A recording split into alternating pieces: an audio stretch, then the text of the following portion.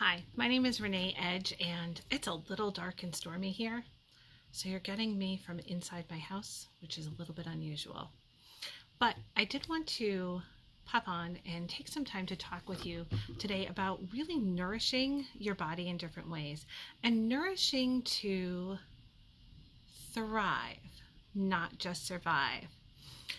And often, when the body experiences trauma, we become stuck in negative patterns where we use food as a coping method rather than using food in a way that allows our body to nourish and heal. So, with that in mind, I'd like to start today talking a little bit about PTSD and how to nourish to help someone with PTSD really heal. So, PTSD is actually one of the strongest brain-body relationships, and it really causes a lot of wear and tear on the body. Now, people with PTSD often experience physical symptoms such as gallbladder issues or ulcers or bowel disruption. And people with PTSD are more likely than the average person to experience IBS or irritable bowel syndrome. PTSD patients or people with PTSD are likely to be vulnerable to excess glutamates, leading to brain inflammation and the destruction of brain cells. So, strategies for nourishing PTSD work to address that, as well as working for people who also have stress-related diagnoses like acute stress or an adjustment disorder, because all of those are linked and within the same spectrum. So if you're thinking about nourishing PTSD, we're going to talk a little bit about some foods to avoid. And I'm going to give you just 3 categories of foods for today. The first is foods containing glutamates. And so common examples of this are fish sauce, oyster sauce, tomato sauce, catching a theme here, Parmesan cheese, miso, mushrooms, and spinach. You also want to avoid foods containing glutamic acid, which is related to glutamates and will produce the same glutamates. That's cheeses, soy sauce, tomatoes, seaweed, fermented beans, as well as the meats rabbit and turkey, which also happen to be high in glutamic acid. Another category of foods to avoid would be those containing MSG and aspartate.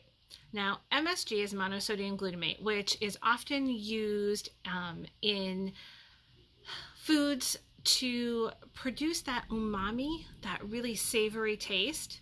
And aspartate is one of those sugar substitutes. So it's diet products flavored with Equal, Nutri or aspartame. Now you have to remember 70% of prepared foods and almost all of the soups contain MSG. I had a container of ranch dip that somebody gave me the other day, and I was sitting at the table reading the back of that, and even that contained MSG.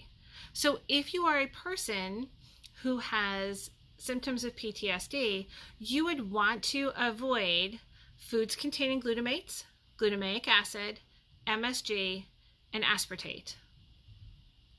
Now, there are things that you can do to help you by nourishing that body and to help you to ease some of the symptoms that are associated with PTSD. The first thing is to choose foods that contain omega-3 fatty acids, because omega-3 fatty acids have been found to lower trauma symptoms.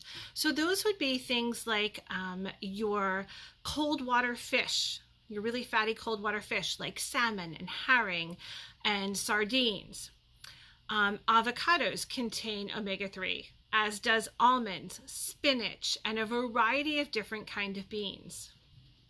Blueberries are another one that you can add into your diet, because blueberries added into the diet have been found to increase serotonin levels in the brain, reduce free radicals, and reduce inflammation.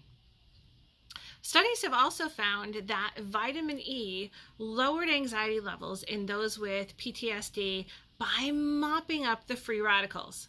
Now, free radicals are those oxygens that get into your brain. And we all know our brain needs oxygen, but these are ones that have, as oxygen does, it oxidizes. And so in the same way that oxidizing metal creates rust, and the rust is not good for the metal. Oxidation in your brain is not a good thing for your brain. So things that contain vitamin E include spinach, black beans, walnuts, pumpkin seeds, tofu, avocados, broccoli. So adding in things that contain that vitamin E can help mop up those free radicals and help improve brain function. So again, my name is Renee Edge, and I am absolutely passionate about nutrition. And having spent 16 years as a therapeutic foster parent, I went back to school recently to study nutrition with the intent of helping people to understand how nutrition can be used to heal trauma. If any of this resonated with you, please do not hesitate to send me a message and let's chat a little bit more. Have a great rest of your day.